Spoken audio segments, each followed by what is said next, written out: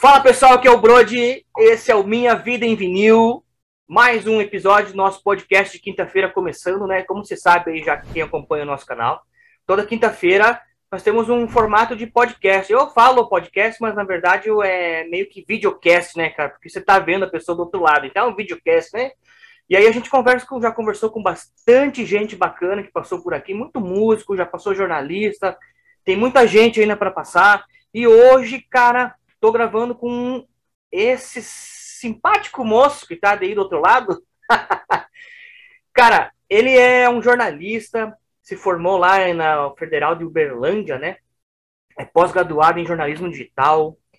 Ele tem um site muito bacana, cara, que desde 2014 ele vem gerenciando. Acho que é um dos sites mais referências hoje em todo o mundo musical aí, né? O cara tá sempre ligado, o cara não tem horário, não tem tempo ruim com ele.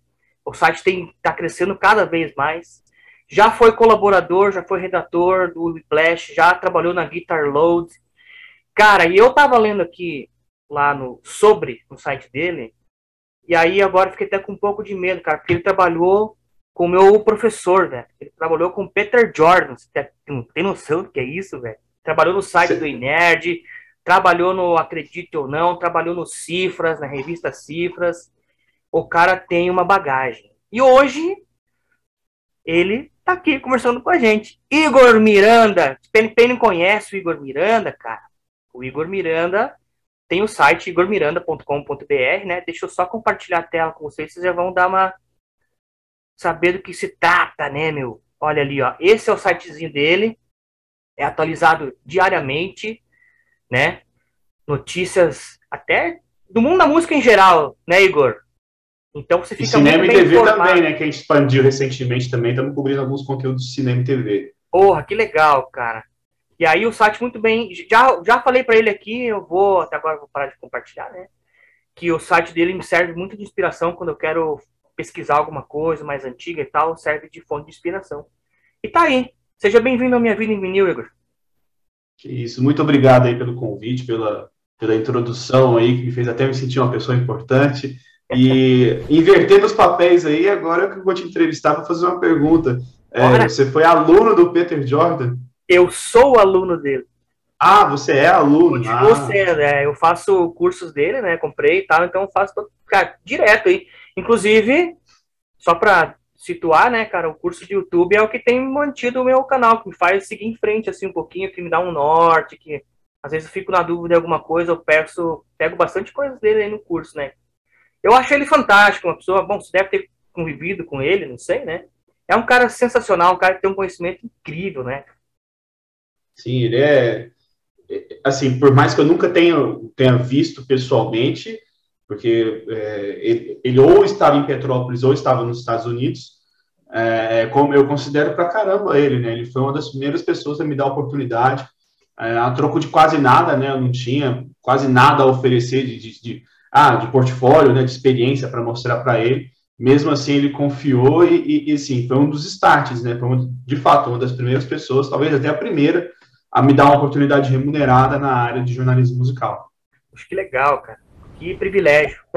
E assim, é um cara totalmente pé no chão, né? Você vê assim que aquela pessoa que está sendo retratada nos vídeos ali não é personagem, né? Ele é um cara realmente muito bacana, um cara que conversa com todo mundo da mesma forma, não vê diferença em ninguém. Tanto é que essa situação comigo, né, de ter me dado a oportunidade, mesmo eu não tendo nada para oferecer assim, de experiência, né?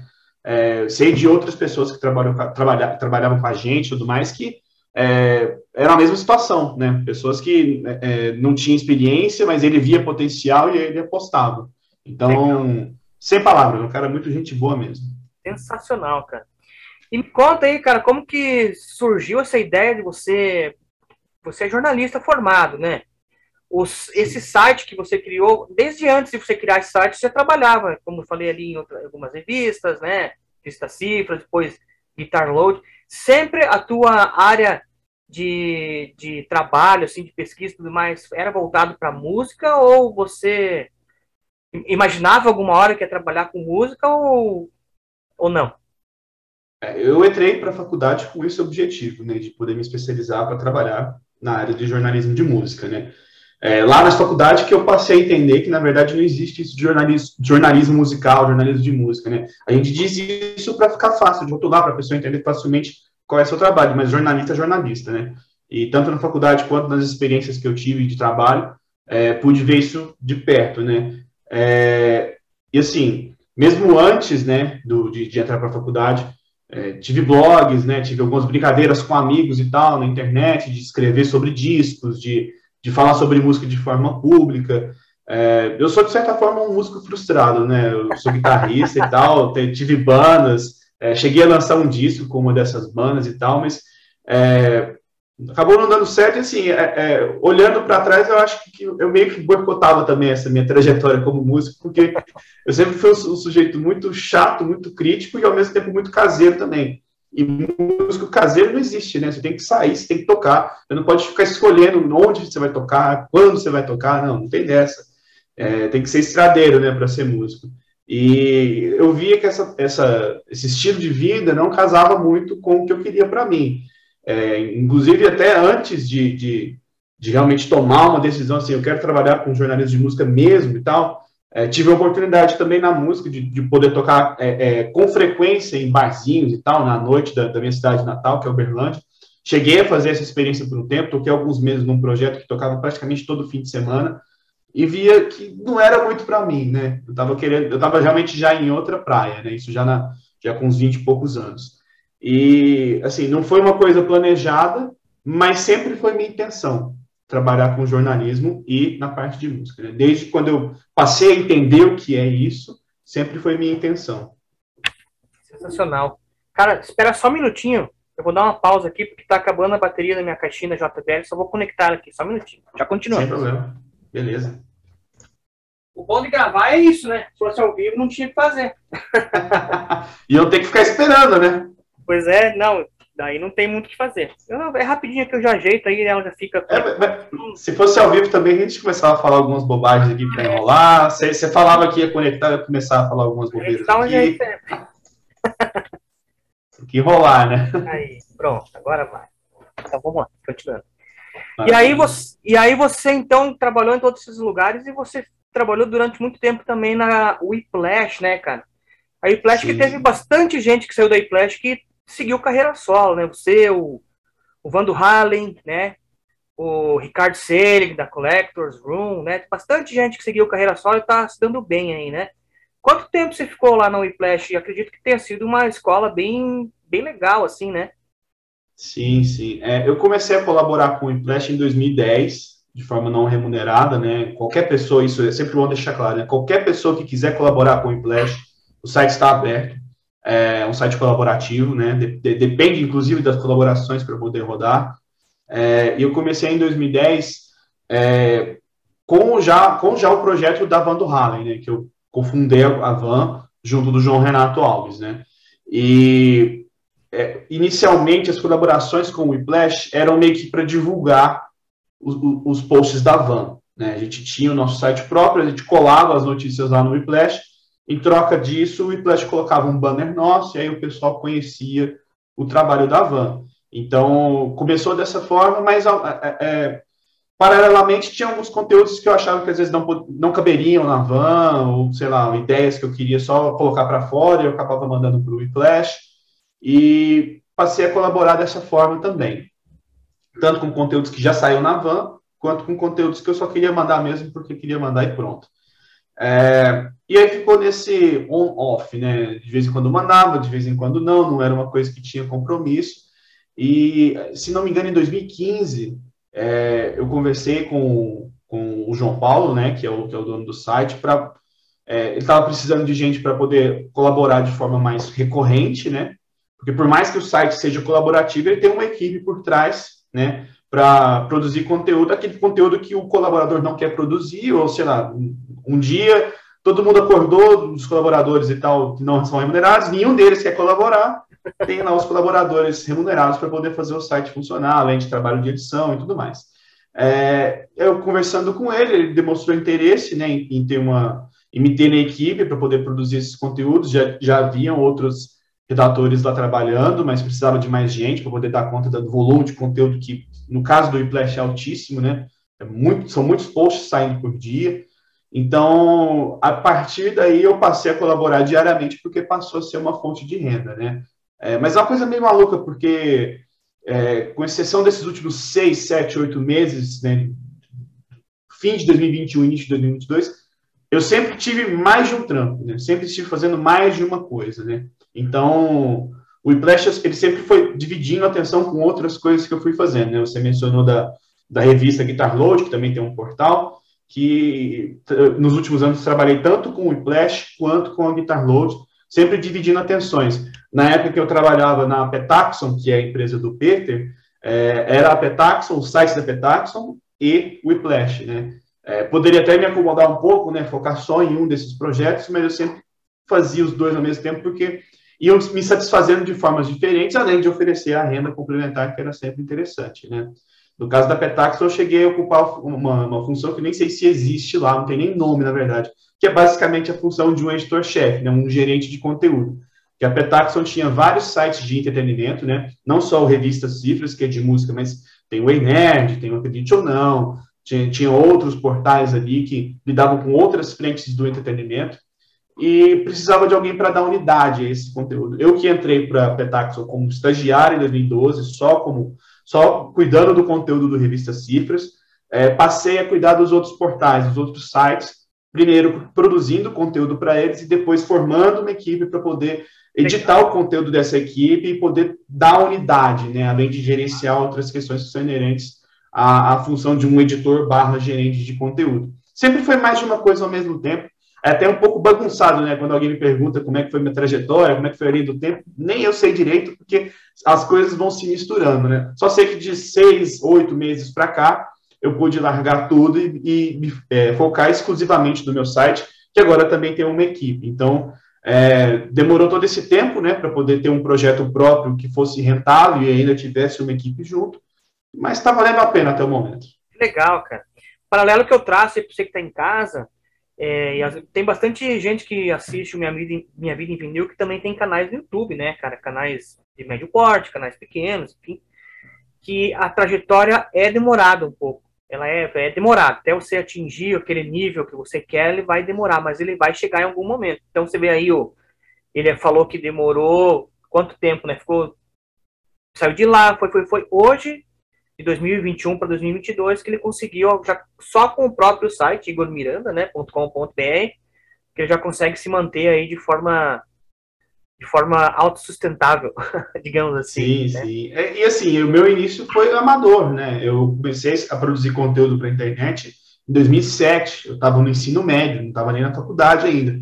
Então, além de demorado, é muito na questão da tentativa e erro, né? O próprio projeto que eu tinha da Van do Halen com o João Renato tinha um site e alguns problemas, sim, alguns erros que a gente cometeu naquela época, isso há uma década atrás, eu tomei como experiência e hoje executo de forma a não repetir os erros que foram cometidos naquela época. Eram muito mais questões de erros estruturais, técnicos, de se manter um site do que de conteúdo, né? Tanto que não à toa o João Renato, ele continua trabalhando comigo, né? Inclusive meu braço direito aí no site, é o cara que assume a frente da maior parte dos conteúdos, é um cara extremamente competente, domina um assunto como ninguém, muitas vezes me dá um banho nesse sentido, demonstra conhecimentos que eu mesmo não tenho.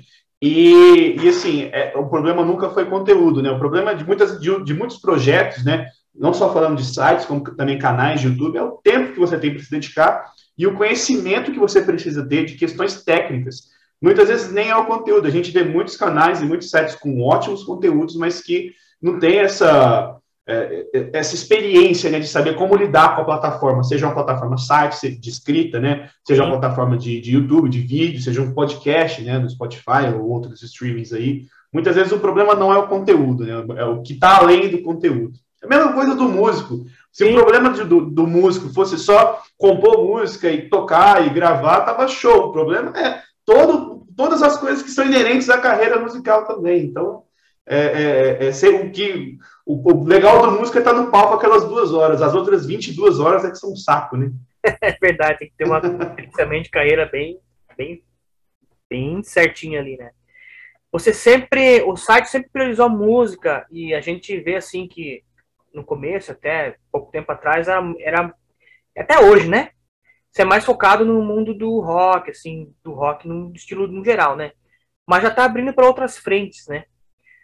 Você falou agora cinema, você falou, o que mais você falou? Séries também, né? Acho que foi. A frente de cinema e TV, né? De filmes e TV. séries, né? Que a gente vem abordando.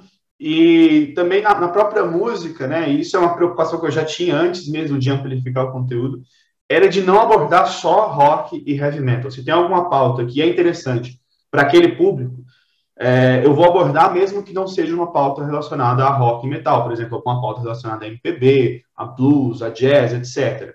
Até música pop também, né? Tem muitos artistas pop que a galera do rock admira. Então, é a questão de conhecer o seu público e de fazer parte desse público, né? Eu produzo conteúdo e edito o conteúdo também dos meus colaboradores, edito o conteúdo que eu gostaria de consumir, né? Então, não estou tentando me passar pelo meu público. Eu faço parte do meu próprio público. Acho que isso é importante.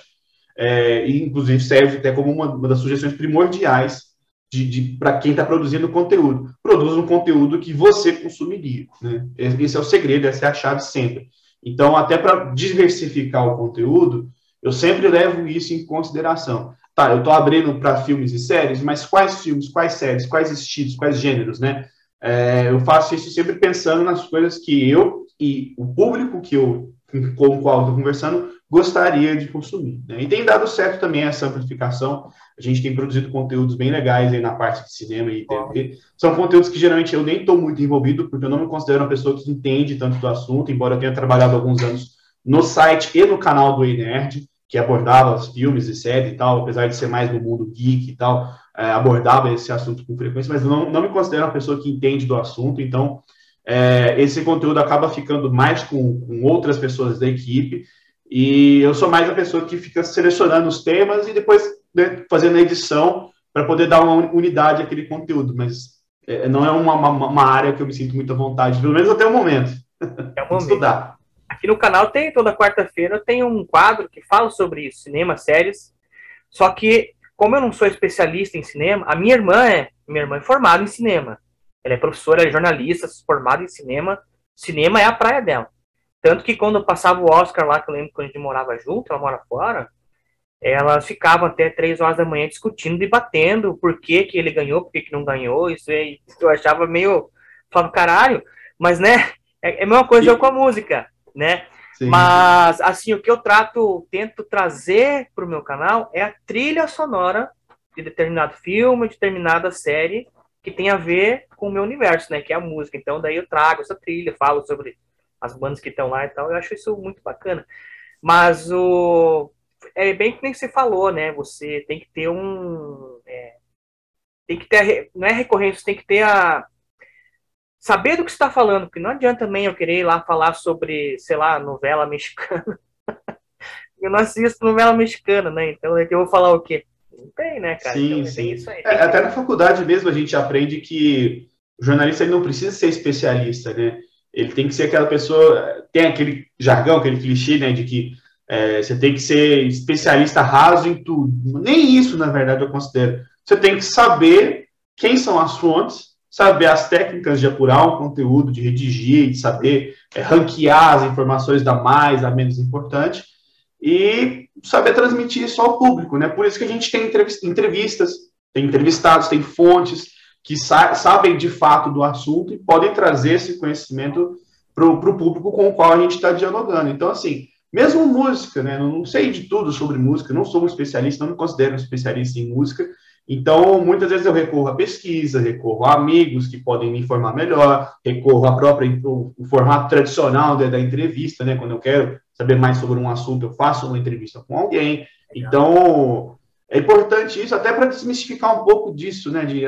Muita gente que acaba interagindo comigo nas redes fala, bom, Igor, você que é especialista em música e tal, e eu já começo com eu não sou. Eu sou um jornalista na área de música. Então, tenho um conhecimento na área, obviamente, pesquiso, leio muito sobre o assunto, me informo, ouço muita música também, acho que é importantíssimo, muita gente esquece disso, a gente tem que ouvir muita música para poder falar de música, mas não sou um especialista nisso, e é extremamente saudável você produzir conteúdo de forma colaborativa com as suas fontes, com seus parceiros, com seus colaboradores, se você produz um conteúdo sobre cinema, mesmo que isso não seja sua área, traga alguém que entenda sobre cinema para poder colaborar com você, e é isso aí.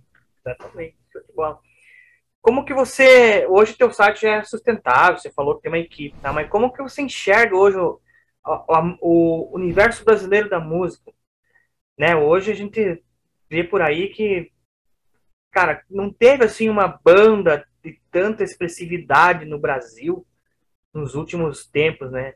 Não sei te pontuar assim, nesse nosso papo aqui, qual seria a última banda que teve uma relevância assim grande, não sei se dizer, talvez Charlie Brown Jr., talvez Cachorro Grande, não sei, cara, daí pra cá a música ficou meio esquisita, né? Como é que você enxerga, você sendo jornalista e tudo isso, tendo que lidar com essas coisas, como é que tu tá vendo esse universo?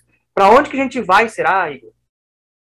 É complicado fazer esse tipo de projeção, porque ela sempre envolve muitas coisas, inclusive envolve o que eu considero como principal uma crise de geração mesmo.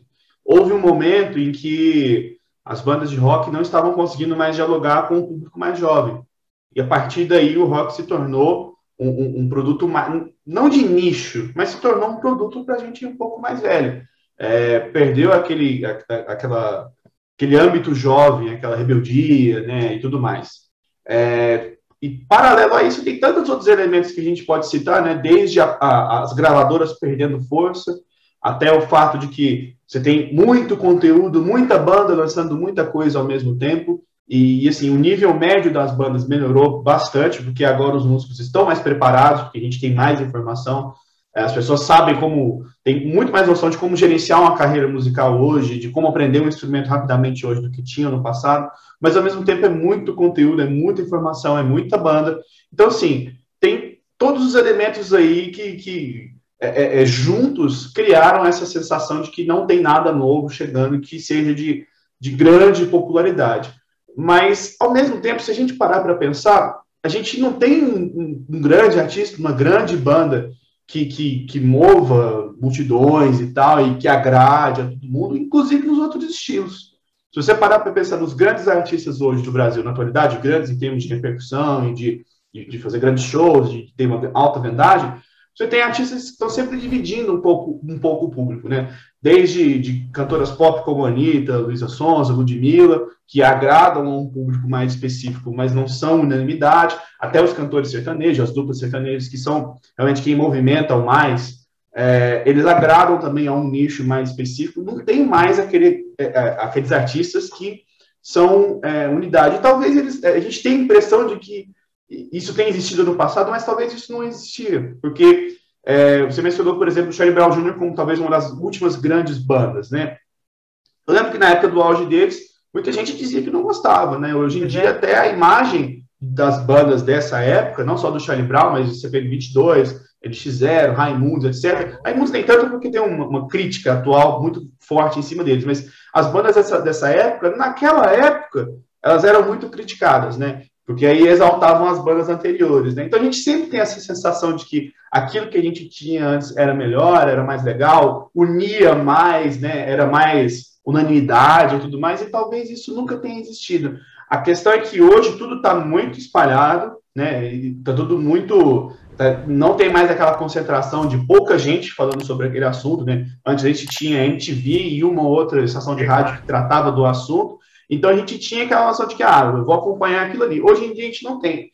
Muita gente vê isso como algo negativo, eu vejo como algo positivo, porque isso traz pluralidade. Continua tendo grandes bandas, continua tendo muita gente legal falando sobre música, falando sobre som, trazendo conhecimento para diferentes plataformas, em diferentes formas, não só vídeo, mas como áudios, né, em podcasts, em texto também, nos sites, enfim, em mídia impressa também. Enfim, eu acho que a situação está mais legal agora, mas acho que o público ficou um pouco pensando demais no que tem lá atrás, ficou um pouco acomodado com relação sei lá, eu até brinco, nem existe mais o programa, mas a galera parece que fica esperando aparecer a grande novidade no Domingão do Faustão, sabe? Então isso não vai acontecer. Mas não é só com o rock, com qualquer artista de qualquer gênero. Tudo está muito segmentado, a internet fez isso, ela segmentou, e isso, se a gente não trata como uma coisa positiva, a gente vai ficar dando murro na ponta de faca o tempo inteiro, esperando que apareça alguma coisa, que é um salvador e tal, e isso não vai acontecer porque não é da nossa característica, da nossa era atual, desses tempos de internet. Não é a característica, né? A característica é ter tudo um pouco mais espalhado, tudo um pouco mais lixado, e o público precisa fazer a sua própria parte, né? Precisa ir um pouco mais atrás, precisa sair de casa para ir a shows, precisa ouvir discos ao invés de ficar com medo. O tanto de gente que ficava falando assim, mas esse Greta Van Fleet é bom ou não é? Pegando uma banda que teve destaque recentemente para exemplificar. Esse Greta é bom ou não é? Ficam falando que é parecido com Led Zeppelin, ficam falando que é uma cópia, não sei o quê. E eu sempre falava, ouve o disco, ouve o negócio, escuta primeiro. É tão fácil, hoje em dia, é só colocar o play no YouTube, você não assina nenhum streaming, você tem no YouTube, bota lá, vai ter um anúncio de 10 segundos, mas depois você tem um conteúdo lá. E acaba que o público vai ficando cada vez mais preguiçoso porque eles querem que alguém diga que é bom antes de você escutar. Mas a dinâmica de conteúdo que a gente tem na internet hoje é o inverso disso. Simplesmente vai lá, digita, escuta, forma sua opinião a partir disso, ao invés de esperar que alguém chegue, nossa, olha aqui, que legal, então, toma essa fita cassete aqui de 30 anos atrás para você escutar, tanto que essa banda de 2022 é legal. Enfim. Mas você acha que você citou um assunto aí, né, que o pessoal ficou preguiçoso, a internet ficou segmentada. Isso veio decorrência aí das redes sociais, né, porque a rede social deixou a galera um pouco mais preguiçosa, vamos dizer assim, né, meio assim, com preguiça de correr, de ler, de pegar e pesquisar e tal. Tá ali, às vezes, alguém falou que é bom, alguém falou que não é bom, e aí não vai pra frente, né.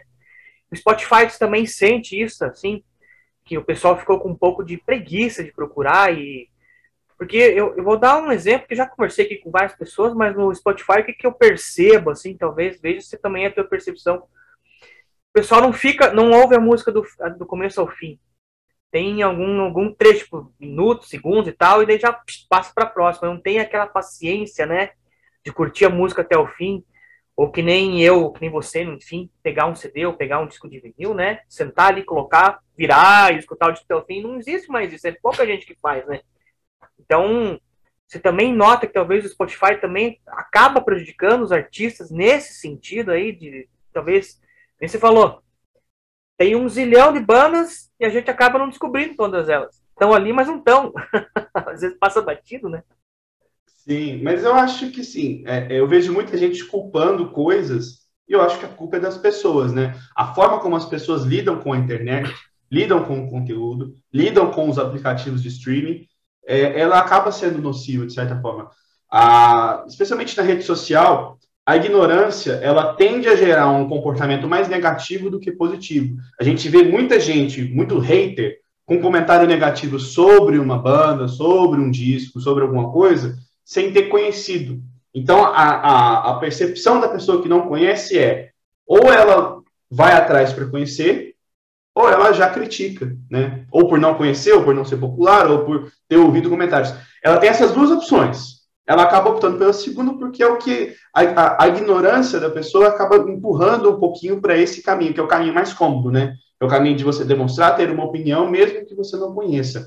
E quanto ao uso do próprio Spotify, se a gente pensar, né, com a cabeça que a gente tinha nos anos 2000, que poderia surgir um aplicativo de streaming com todas as músicas de todos os discos e tal, de todas as bandas que a gente gosta, a gente acharia excelente. Por que a gente não está usando isso direito, então? O que está acontecendo, né? Será que é porque, no fim das contas, é por conta do nosso próprio comportamento de a gente abre o Spotify, tem lá um gazilhão de bandas, mas a gente vai sempre nas mesmas por conta do próprio reflexo do momento que a gente vive, onde a gente está com cada vez menos tempo, né?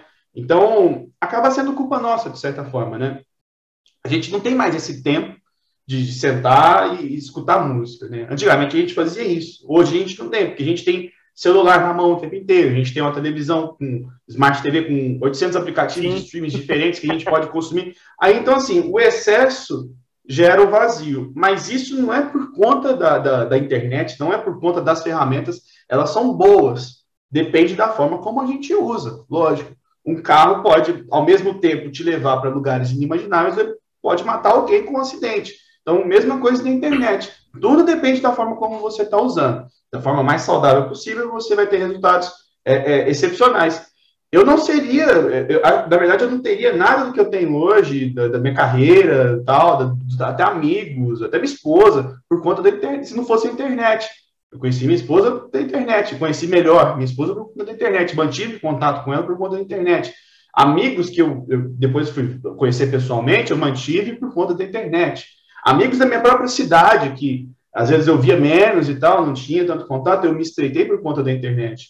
A minha profissão é por conta da internet, né? Eu poderia ter me formado em jornalismo, né, de outras formas e tal, no passado e tal, com máquina de datilografar e tudo, mas não seria da forma como é hoje. Talvez eu não teria nenhuma carreira como jornalista de música sem a internet, porque também eu não teria a bagagem que eu tenho sem a internet, né? Eu conheci muita banda, muito disco, muita coisa por ser essa pessoa que fica pesquisando, escutando música. Às vezes posso até não terminar de escutar um disco, mas pelo menos escutei uma música completa de uma banda para saber como é que soa, como é que traçar paralelos e evitar ter esse tipo de preconceito, de ter uma opinião antes mesmo de ter escutado, né, do não ouvir, não gostei e tal, que é clássico.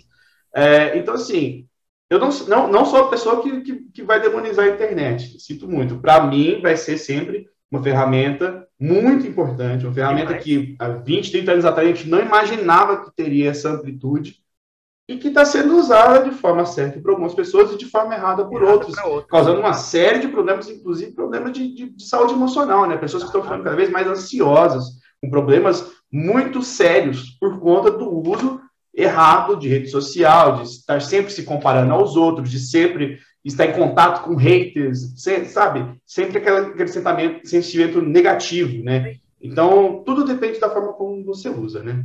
Sensacional, cara. Bem explicado. Então, agora eu vou fazer uma propaganda aqui, ó. Se você não sabe onde escutar música, cara, primeiro, acesse o canal do Igor Miranda, tá? Do Igor Miranda. Lá você vai estar informado, bem informado. E se mesmo assim você achar que sobra uma pontinha, um espacinho, acesse Minha Vida em Vinil, que lá também tem um conteúdo legal. Inclusive, se você está assistindo agora, aqui embaixo está passando um link, ó, vai passar um link para você se inscrever no canal. Já deixa seu like, deixa seu comentário, ative a notificação. E isso tudo é importante para o engajamento, né, Igor? Certamente. Criar pro algoritmo ficar sabendo, opa, tem um canal aí que tá aparecendo e tal, entendeu? Então ajude, dá um like para nós aí, por favor. Você é um cara, eu já tô sabendo, Passarinho Verde me contou por aí, que é um fã do Kiss de carteirinha, cara. Inclusive, estou com um dos livros deles aqui, olha, próximo, porque vai ter artigo especial amanhã. Que legal. Os discos deles. Você já teve a oportunidade de estar junto com eles, entrevistar algum deles pessoalmente, assim, ou não? Não, infelizmente, assim, não é nenhuma coisa assim que eu me considero nessa altura da minha carreira e tal, não é uma coisa que eu conseguiria me imaginar fazendo, né? Lógico, seria muito legal, mas é uma coisa assim, uma oportunidade para poucos e tal, né? Acho que tanto de poder conversar com bandas desse tamanho, como poder conversar com elas pessoalmente, né? Sim. Mas eu estive em 2 shows e tive o prazer esse show mais recente que eu estive, né? Que foi nessa turnê agora de 2022, eu pude cobrir o show como imprensa, né? Poxa, que legal. Então, assim, foi uma oportunidade sensacional, muito legal. Saber que seu trabalho está sendo reconhecido, de modo que você teve um credenciamento aprovado para poder acompanhar um show e depois opinar sobre esse show, repercutir sobre esse show. Então, para mim já está suficiente já, né? Eu sei, tem alguns colegas aqui do Brasil que chegaram a entrevistar os músicos, né? Então, inclusive nessa última passagem, né? Que, se não me engano, um veículo de Uberlândia entrevistou o Tommy Taylor, o guitarrista. Acho que a Zero Hora, não sei, algum veículo do Sul chegou a entrevistar o Gene Simmons. Eles estão um pouco mais seletivos com relação à entrevista, até porque eles nem precisam tantas entrevistas para se promoverem, né? Os shows já são lotados e tal sem isso, então são mais seletivos com relação a isso e tudo mais. Mas, enfim, até uma coisa engraçada que eu costumo até falar para quem me pergunta sobre essas questões de entrevista e tal, músicos que você gostaria de entrevistar e tal. Eu fico me questionando assim, será que seria legal entrevistar esses caras? Lógico, para currículo seria sensacional, mas chega na hora, você sente até uma diferença geracional com esses músicos, porque eu vou fazer 30 ano que vem. Os caras do Kiss estão entre 60 e 70 anos de idade, né? Então, assim, eu vou perguntar sobre carreira, sobre assuntos de fã e tudo mais, mas não vai ser aquela interação natural, não vai ser aquela interação de conhecer um cara que é o ídolo da sua própria geração, né? Então, assim, até me perguntam e tal, quem você gostaria de entrevistar e tal. Não tem essa questão. Quem vier, a gente trabalha em cima, mas já fiz entrevistas muito legais, obviamente, algumas surpreendentes do ponto positivo, e lógico, né? Algumas surpreendentes do ponto negativo, mas na maioria surpreendentes do ponto positivo. Mas eu quase sempre sinto esse conflito geracional, de estar conversando com uma pessoa mais velha e de estar um pouco abaixo, assim, naquela relação, sabe? Não é uma coisa muito igualitária, que eu considero que é uma coisa interessante para você desenvolver um papo legal sobre música, sobre qualquer outro assunto, né? A relação entrevistador e entrevistado, ela precisa ser equilibrada. Não sinto que isso acontece na maior parte dos casos, então, até por conta disso, eu não tenho muito essa coisa de, eu gostaria de entrevistar fulano e tal, às vezes mais pelo currículo e pela experiência, falar que eu fiz, do que para ser uma experiência legal mesmo, ser uma coisa inesquecível, né? Entendi. Sensacional. E você é daqueles fãs que... Pô, o Kiss e o Iron Maiden, assim, impressionante a quantidade de coisas que eles fazem para atrair fãs. Acho que o Kiss é mais ainda, né? O Kiss é mais ainda, porque, cara, sério, o cara criou cordas para air guitar. Só por aí. E tem gente que comprou, lógico, tem o logo da Kiss, né? Você é aquele fã colecionador, assim, você tem bastante itens dele aí, fora CDs ou discos, enfim, você tem algum item mais raro, ou algo assim que tu guarda com carinho, alguma coisa assim, ou não, você é daquele fã, beleza, que eu posso ouvir no que tiver no streaming, tá bom, não sou colecionador. Em qual dessas duas categorias se encaixa? Eu diria que eu estou no meio termo, né? Eu tenho a coleção de discos e tal, eu gosto de colecionar mais CDs, até porque também é mais barato. Mas para você ter ideia, mesmo que sendo minha banda favorita, eu não tenho todos. Tive a oportunidade de comprar alguns e falei, não vou comprar porque eu não sou tão chegado. Por exemplo, o Animalize eu não tenho aqui, não sou tão chegado. O Music from the Elder, até um disco que eu gostava mais, hoje em dia eu não gosto tanto. Tive a oportunidade de comprar, não comprei. O disco solo do Peter Criss de 78, pelo amor de Deus, não vou comprar aquilo lá, só para dizer que eu tenho a coleção completa, sabe? Mas assim, tenho essa relação com a música até um pouco distanciada, né, por ser jornalista e tal, o ritmo de trabalho acaba te fazendo distanciar um pouco, se torna trabalho também. Às vezes eu compro um livro, ou até ganho um livro de alguma editora, eu penso, nossa, eu tenho que ler esse livro por conta de trabalho, e às vezes isso tira um pouco do tesão. Há uma banda que você gosta, lança um disco novo, você tem que ouvir, tira o tesão do negócio também. Até por conta disso eu tenho esse certo distanciamento, mas tem um lado fã também, né? Tem alguns itens aqui que eu gosto de ter, por exemplo, eu comprei o Alive, o primeiro Alive, né, o Kiss Alive de 75, eu comprei ele importado, né? Porque aqui no Brasil você não acha tudo fácil. O vinil do Rock and Roll Over que eu tenho aqui é um importado também, que é um disco que eu gosto muito, inclusive na foto que eu uso nas redes, eu estou segurando um CDzinho do Rock and Roll Over, meu disco de estúdio é o meu disco favorito do Kiss. Tem alguns livros aqui do Kiss, então assim, o que eu considero que vale a pena, né, ter, que vai me agregar alguma coisa, seja musicalmente, seja em conhecimento, no caso dos livros, eu compro, mas não é uma coisa de coleção, até minha estantezinha é bem mais modesta do que você que tá atrás de você. A minha é pequena também. Minha pequena é modesta, cara. Coitadinha, querida dela. Querida. A minha é menor ainda, é fininha. O pessoal fica brincando, não, coloca a estante atrás de você. E eu falo, pô, minha cabeça vai tampar a estante, porque é uma estante toda curtinha, assim, não vai ter nem graça. Sensacional, cara.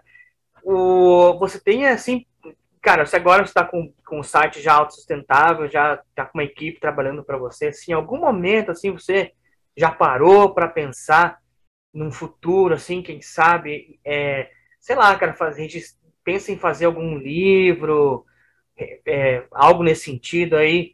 Documentário, não sei se seria o caso, mas quem sabe um documentário falando sobre a tua trajetória, tudo. Você já imaginou isso alguma vez na tua cabeça? E se sim, tá assim acessível? Tipo, lá talvez tal ano consiga pensar, ou é uma coisa que você não planeja muito, assim, não tem muito. Nem penso, acho que é o tipo de coisa que quase ninguém deve pensar, né? Porque geralmente é uma coisa que aparece uma proposta, alguma coisa, alguém interessado em desenvolver. Eu nunca nem parei para pensar nisso, porque realmente não dá nem tempo. Para você ver, eu atrasei a entrevista que a gente estava para fazer, tanto em data quanto em horário, porque eu sou um sujeito enrolado, cada vez mais enrolado, porque eu trabalho com sono. Então, assim, muitas vezes não dá nem tempo. Às vezes é até difícil de eu lembrar das coisas que acontecem na minha trajetória e tal, porque é tudo muito atropelado. Quando eu fiz entrevista com o Marcelo do Desconecta, ele me perguntava algumas coisas, eu tinha que ficar lembrando, assim, porque eu não lembrava muito bem. Porque as coisas vão se atropelando, né? A trajetória vai se atropelando porque é uma rotina um pouco extenuante, né? Até você brincou um pouco no começo, mas é real, gente. Não tem muito fim de semana, feriado, horário, a gente não tem muito disso, né? Então, não penso, nunca passou pela minha cabeça. Talvez se eu fosse trabalhar com algum livro, seria um livro sobre alguma coisa, e não sobre mim, né? Aí seria legal pra caramba, né? Às vezes fazer um livro sobre alguma temática específica, mas nem passa pela minha cabeça, alguma não tenho nenhuma ideia. talvez, né? Sim, sim. Às vezes tem um livro muito legal que foi lançado aqui no Brasil, que é o do Jimmy Page no Brasil, né? Que é o do Leandro Souto Maior, que é um livro completamente diferente, uma coisa assim que você não vê por aí, porque teria que ser um brasileiro para fazer, né? Sim. Teria que ser alguém daqui para fazer, e teria que ser alguém que ao mesmo tempo tenha acesso a arquivos, fontes e tal, né? Ou então ir atrás disso, né? É um trabalho assim de uma vida quase, né? Então, uma coisa nessa linha seria muito interessante, né? Para lançar, por exemplo, uma biografia de uma banda que também já exista no exterior, às vezes até uma biografia oficial que já existe e tal, e eu fazer uma não oficial, não sei se é uma coisa que me interessaria muito. Mas, às vezes, contar uma história diferente a partir de um livro seria legal, uma coisa legal que eu, logicamente, num formato diferente, muito mais enxuto, é uma coisa que eu tento fazer no meu próprio site, né? De contar uma história sobre outra ótica, não repetir o que outros estão fazendo, tentar produzir o conteúdo mais original, né? Isso que é o legal do teu site, né, cara? Você resume um assunto que poderia se estender há muito tempo, mas coloca preciso, cirúrgico a palavra. Sim, sim. Às vezes também eu gosto de dar um olhar diferente, um foco diferente. Às vezes tem uma mesma entrevista que tá todo mundo dando uma manchete, eu vou lá e dou outra manchete, dou outra abordagem, ou então tem um disco que todo mundo fala, e aí às vezes fala sempre das mesmas coisas, e eu quero falar sobre outra coisa, sobre outro detalhe. É uma coisa meio de ficar se cobrando para fazer um negócio diferente. Aí tá um segredo também, um segredo também de conteúdo, né? De fazer uma coisa que outras pessoas não estejam fazendo, não de forma forçada. Especialmente no âmbito noticioso, não tem certas notícias que só tem um jeito de você dar. Por exemplo, a gente estava falando sobre o Ozzy estar passando bem depois da cirurgia que ele foi submetido. Não tem outra forma de dar essa notícia, né? Ele passa bem depois da cirurgia. Você vai contar sobre a cirurgia, ele vai trazer outras informações e tal, mas não tem como dar essa notícia de outra forma. Então, há casos e casos, tem que ter a sensibilidade de saber, mas sempre buscar fazer um negócio diferente, né? Seja em site, seja em canal de YouTube, seja em qualquer plataforma. É isso que eu tento fazer no Minha Vida em Vinil. A gente traz aqui vários conteúdos, aproveita o hype do momento, por exemplo, quando foi aniversário dos 30 anos do Faith No More, do Angel Dust, na quarta-feira, na sexta-feira, saiu um vídeo que eu falei da minha relação com o disco, sabe? Então isso eu tenho, né? Mas a minha intenção com Minha Vida em Vinil, além de tudo isso, cara, é resgatar, e esse é uma meta minha de vida, assim, é resgatar a música brasileira que ficou esquecida, que o pessoal não fala. Entendeu? Então, porque os que você vê no canal aí, aqui você também vê, mas o que você vê em canais aí, é os caras falando sobre Clube da Esquina, sobre o Transa, aqui também tem isso, sabe? Ou sobre Secos e Molhados, ou sobre, sei lá, qualquer outro disco aí. Aqui eu quero trazer artistas que foram importantes na década de 60, 70, sabe? Mas que tiveram um disco gravado e caiu no esquecimento, cara. Então aí esse trabalho de pesquisa é ruim porque você não consegue encontrar muita informação. Às vezes o disco que você tem aqui na ficha técnica não tem muita coisa, sabe? Então tem que ter um trabalho um pouco mais... Por isso que às vezes não sai sempre coisa da brasilidade, né? Mas é mais ou menos o que você faz com essa pesquisa tua, tento trazer para essa ótica dentro da brasilidade, que é uma coisa que eu gosto, né? E tem muita banda no Brasil que era nas antigas aí, que o pessoal não conhece, que precisa conhecer, cara, nossa música é muito rica, né? O pessoal torce muito o nariz aí pra música brasileira, né, cara? Porque sempre acaba levando para outro lado, né, cara? Não, é como se a gente falou antes, não pesquisa, não vai atrás, tá sempre na mesmice, sempre as mesmas coisas, né? Então eu tento fazer isso, né? Espero que eu esteja no caminho certo. Vamos ver. Daqui mais um tempo você vai. Certamente. especialmente com relação à música brasileira, né, que você está comentando que muita gente torce o nariz, mas é só gente do Brasil que torce no nariz para a música brasileira. Todos os músicos e até jornalistas e tal, e até pessoas que eu nem conversei, mas que eu li entrevistas, li relatos, pessoas de fora falam sobre a música brasileira, todo mundo é unânime, a música brasileira é muito rica, só que ela nem sempre é muito bem divulgada, até por conta dessa coisa nossa meio de sempre exaltar o que vem de fora e não prestar muita atenção no que a gente tem aqui dentro. Uma entrevista que eu fiz recentemente com o Corey Wong, que é um guitarrista super bombado lá fora e tal, que é um dos grandes nomes do funk americano contemporâneo. Durante o bate-papo ele me cita que ele curte Clementina de Jesus, sabe? Um artista que a gente nem conhece aqui, nem é comentado aqui, né? Nem se comenta sobre ela, sobre a obra que ela deixou. Ele conheceu porque ele tinha uma percussionista que era brasileira. Então, assim, e aí ela comentou e introduziu o som para ele e tal, e ele pirou.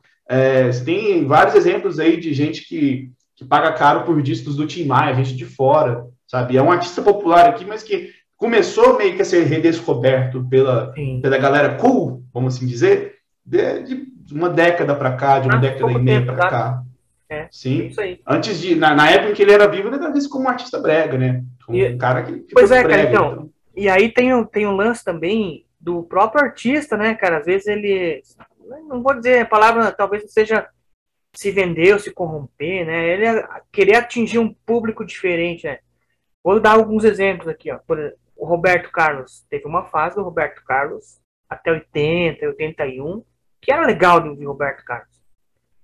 A partir do momento que ele assinou um contrato com uma rede de televisão, ele ficou aquele romântico, né? Estranho, esquisito. Fábio Júnior, a mesma coisa. Os primeiros discos dele, assim, cara, primeiro, segundo, que tinham composições aí do Guilherme Lamounier, que é um baita cara, tem um disco gravado, tem ele aqui, sensacional, cara, tem músicas legais, né? A própria Simone, cara, os 3 primeiros discos da Simone, o pessoal associa Simone com o final de ano, né? Natal, né? Mas se você for ouvir as primeiras músicas da Simone, cara, é uma mistura de samba com jazz, assim, cara, é muito massa, sabe? Então é isso. O pessoal acaba não querendo ouvir ou procurar isso aí por causa disso, né, cara? Porque ele também associa a isso também, né? O próprio artista, às vezes, tem dessa, quero ganhar um pouco mais dos pila aí, vamos...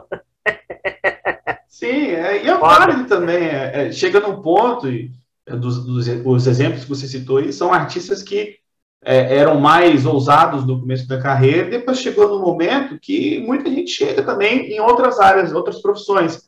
A partir dos 40, 45 e tal, já começa a meio que seguir em modo automático, né? Piloto automático, começa a fazer trabalhos que, dentro da própria fórmula, já sabe que funciona, né? E já não precisa mais ter a ousadia que precisava ter quando ainda era um artista que precisava, né, colocar o seu nome em evidência, né? Então, a gente fala do próprio Tim Maia aí, o Tim Maia é um caso muito à parte, porque os discos do Tim Maia Racional, né, que são os discos mais exaltados, são discos que ele mesmo não gostava. Se ele estivesse vivo, ainda não seriam nem relançados, provavelmente, porque ele boicotava esses próprios trabalhos. Então, é complicado analisar, porque sempre tem um monte de fatores, né? Tem um artista, tem uma gravadora também que às vezes não está interessada em relançar aquele trabalho, de republicar, enfim, de dar nova luz àquilo ali. Só depois que o público redescobre de forma orgânica é que a gravadora demonstra interesse. Tem o fato do público, que a relação do público com a música, né, e até puxando um gancho com aquele lance que a gente estava falando sobre a internet, a relação do público com a música mudou.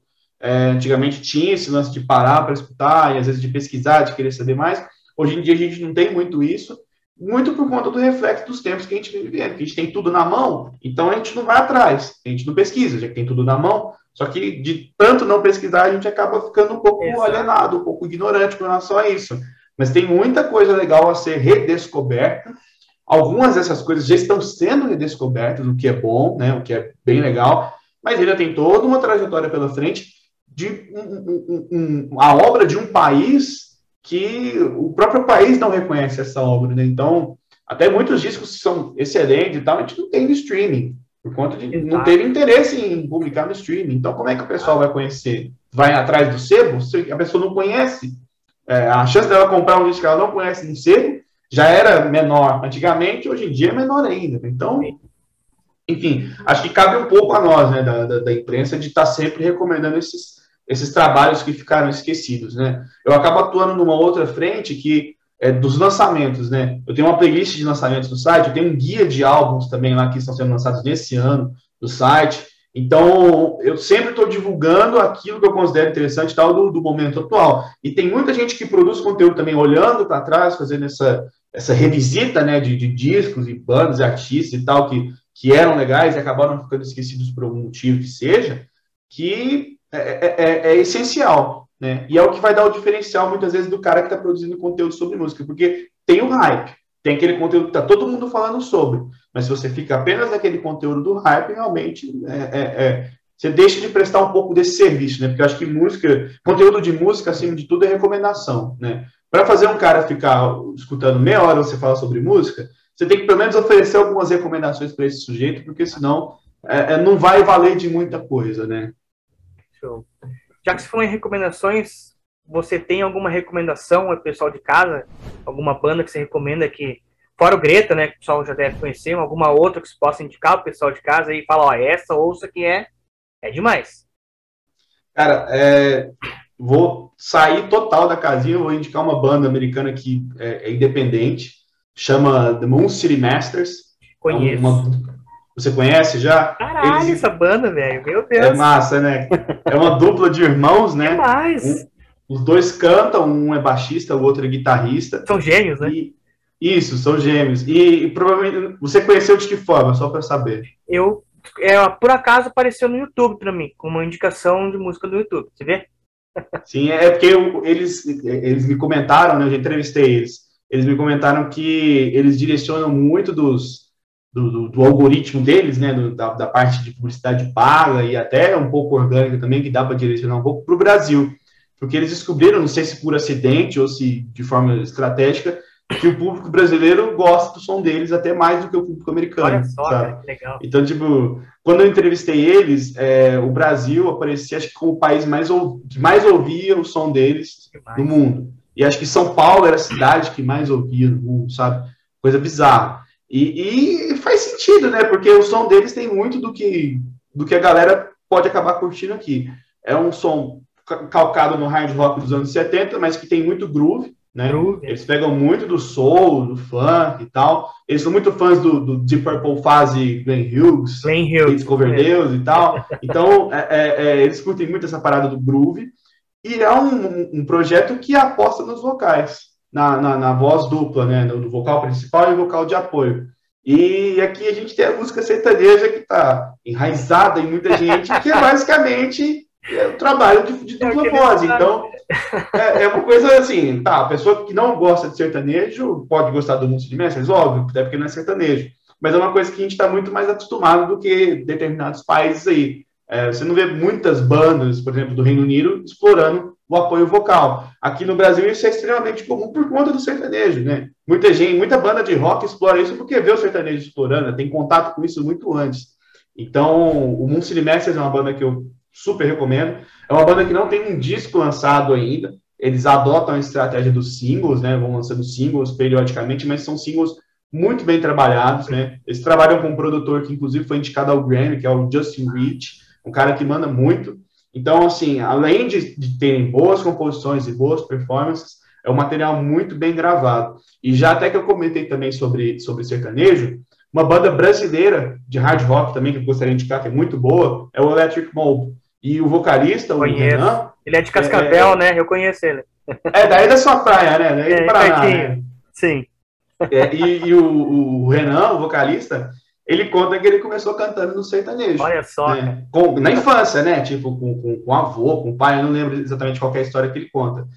E aí você vê isso sendo... Claro, ele é um vocalista de rock, inclusive com uma extensão excelente. Sim. Mas o background que ele teve musical fora do rock certamente influenciou no que ele faz hoje, né? E você tem uma banda também, né? Os integrantes, né? A parte musical lá dos instrumentistas, que também é muito boa, que acompanha muito bem e tal. Ele é o grande destaque, o vocal é o grande destaque, mas você tem uma banda muito forte, muito consistente ali no apoio. E esses caras estão prontos para dominar o mundo, cara. E aí eles fazem o contrário, né? O Moon City Masters está em evidência aqui no Brasil, né, por conta dos algoritmos e tal, de saber promover, e o Electric Bomb já está com os olhos lá para fora, já está, inclusive, quando eu entrevistei os caras também, o Ben Hur, que é o guitarrista, ele comentou que as músicas estão tocando muito lá nas rádios dos Estados Unidos, né, que a galera tá curtindo demais, porque é um tipo de som que funciona para lá também, né.